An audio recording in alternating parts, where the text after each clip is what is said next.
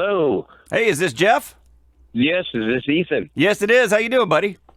Great. How you doing? I'm fantastic. Before we get started, my wife made me promise her if I ever got to interview anyone from a short list of her favorite bands, which includes both Dokken and Foreigner, that I would tell them how much she loves them. So my wife, Maggie, loves your music and says thanks for being a huge part of her formative years. We'll tell her thank you, and I appreciate that. I will, and that should get me out of trouble for a couple missed anniversaries, right? Great. Speaking of which, you were in Dokken at the height of their popularity and wrote on many of their hits, including In My Dreams and Dream Warriors. For Dream Warriors, was that one written for Nightmare on Elm Street, or was that a work in progress that just fit the moment when the movie came along? No, actually, we wrote it for the movie. We our managers at the time, our manager Cliff Bernstein actually, was close friends with Wes Craven from the Nightmare on Elm Street franchise, and so they talked. They thought Dokken would be a great idea for doing the song for the movie. So they got us the script, and we actually took words out of the script to put it together. And yeah, it was a lot of fun. Yeah, it definitely sounded to me originally like you guys wrote it to be about, Freddy and everybody's dreams, and it worked so well. We did. Yeah, we did. We actually, literally had the script right there, and we're pulling words out of it. So yeah, it was great. Did you get to go hang out on set while they were filming and see Robert Englund all dolled up or anything? Well, we didn't go to the set while they were filming the Nightmare movies, but we had Patricia Arquette and Robert did the video with us. Right. So, and we've hung out with Robert a few times, and usually he's in costume because he's being Freddy Krueger when we see him. So he's great, man. He's really funny. Great guy. He seems like a blast. I mean, guys that play characters like that, deep down inside, it'd be a little bit twisted, but always a good time. Right. That would be perfect to describe him. You also got to play with freaking Ronnie James Dio, who I have heard is just the nicest guy in the world. Is that true? Yeah, he was great. Yeah. Amazing human being. Dear friend. Still missing him to this day. Everybody does. Anybody who ever had anything to do with Ronnie was just like, God, that guy was one of a kind, just an amazing person. He was. He really was. Getting into you time with Foreigner, it was 2005, and you played a one-off with Mick and Jason Bonham doing some Foreigner songs for a benefit show. How did you end up getting the call for that gig? Well, Jason and I had done a movie together in 2000, a movie that came out in 2001 called Rockstar. Yep. And we hit it off great, the movie, musically and personally. So when Jason started working with Mick, which was actually in 2004, he kind of, they weren't sure right away whether they wanted it to be a full-on Foreigner reunion or what, but they called me up and brought me down for that gig you were talking about, which was actually the summer of 2004. And it just, the chemistry was so immediate that I think Mick got inspired to, let me revamp the band and let's do it right. Did you, obviously Jason had been playing with Mick, did you and some of the other members that played that night have time to rehearse, or was it just, this is Foreigner? Yeah, no, we rehearsed. Okay. No, we rehearsed for almost a week beforehand, which was great. That was when we really carved the groove for what we got going, and yeah, it was very, very powerful. For Rockstar in the movie, unofficially the story of Ripper Owens and Judas Priest, did you get to, you've been around the world, you've been in these bands, so obviously you've run into Judas Priest before, but was it any different after you'd been in this movie supposedly about them if you bumped into Rob or anybody? God, I'm trying to think. I've definitely run into Ripper since then. I don't know. I don't have a lot of memory of seeing Rob since then, but I may have. I don't remember, honestly. Well, you've had such a long career. Yeah, I don't think it would have affected much anyway.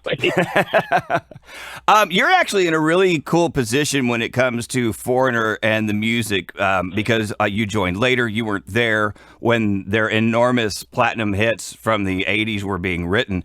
So normally when you ask us, like if I was to ask you this about Dokken, you couldn't say you had a favorite because they're all like your babies. But when it comes to Foreigner, do you have a favorite Foreigner song, or at least one that you like to play live the most? Not necessarily. There's a bunch of them. But I see where you're coming from. It's, I was a Foreigner fan, so yeah, I have that perspective, which is a little different. I will say that as a composition, I've always thought "Waiting for a Girl Like You" was just one of the greatest songs ever. Yeah. And so if you're looking for that unbiased, I wasn't part of it, but now I'm part of it sort of situation, I would say "Waiting" would be the song that really, plus feels like the first time. I always thought that was like the greatest. To have such a huge chorus on a big rockin' song, I always thought was the coolest thing in the world. And Foreigner, their big hits are those songs, like I'll use my own example. I remember exactly where I was the first time I heard Jukebox Hero. I lived in Texas at the time, but I was in San Francisco visiting cousins. They put the record on, and I heard this song that drew this picture in my mind and was just blown away by it. Mm-hmm. Do you have memories of those? Standing in the rain with your head hung low? Yeah. I mean, it doesn't matter who you are. You picture it immediately, and you're like, oh, I'm right there with you. Yeah. Wow. Well, that's what they wanted to do with the song, so mission accomplished. Yeah, they did. Very good job. You got to tell Mick I said great job. Okay. Because, he's never heard that before. Never. And, yeah. He'll feel better after knowing that you feel that way. So.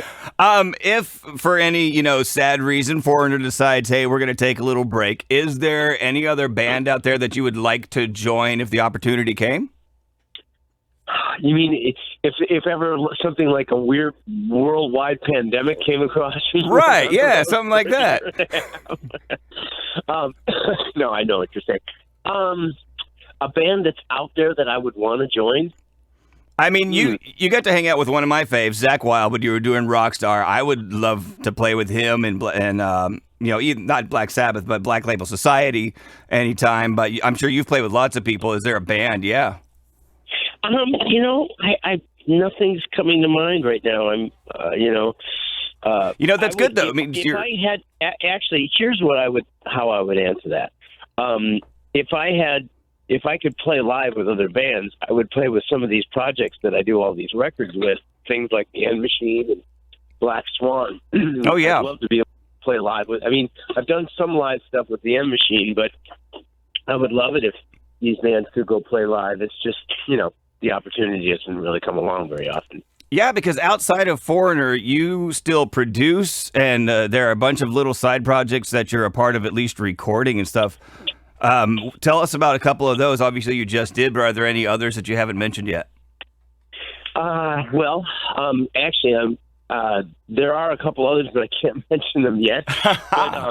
But there is the Heavy Hitters project that I'm doing with George Lynch, which is probably going to come out. We did a record that came out in December of 2020, and it's he and I doing cover tunes, which is really fun. We rock out like hit songs. It's very, very cool. And we have another record coming in September with that. I think it's September. So yeah, but between M Machine, Black Swan, and Heavy Hitters, yeah, I got a lot of stuff going on. Yeah, you absolutely do. And is Lynch Mob going to come back out and do anything else? Because you've done multiple things with George. I have, although I've only played on Lynch Mob records. I've never done Lynch Mob tours or anything. So I don't know. Actually, he's basically retired that name, just because it's kind of inappropriate these days. Yeah. So anyways, yeah, I don't think there's much coming from that. But he and I have, the M Machine and Heavy Hitters keeps us occupied plenty of time. And Kill Devil Hill, one of my personal favorite, more recent acts. I hung out with them when they were on a small tour, I think on their very first album, but you produced some of theirs, which is, I just got to say, pretty cool, man. I like the band a lot. Yeah, they were great. We had so much. I mean, those guys are also dear friends, so it was a lot of fun. And I still have one of their shirts, so you can tell them, hey, you got fans out there that still rock the T-shirts daily. Great. Hey, Jeff, man, thanks so much for taking the time. Can't wait to see you here in town playing live, rocking the house. If I get the chance to come backstage, outside of COVID, I'll let the wife look at you from afar and be like, I love you. Well, thank you, man. My pleasure, and great interview, and hopefully I'll see you soon. Yes, sir. Have a great one, buddy.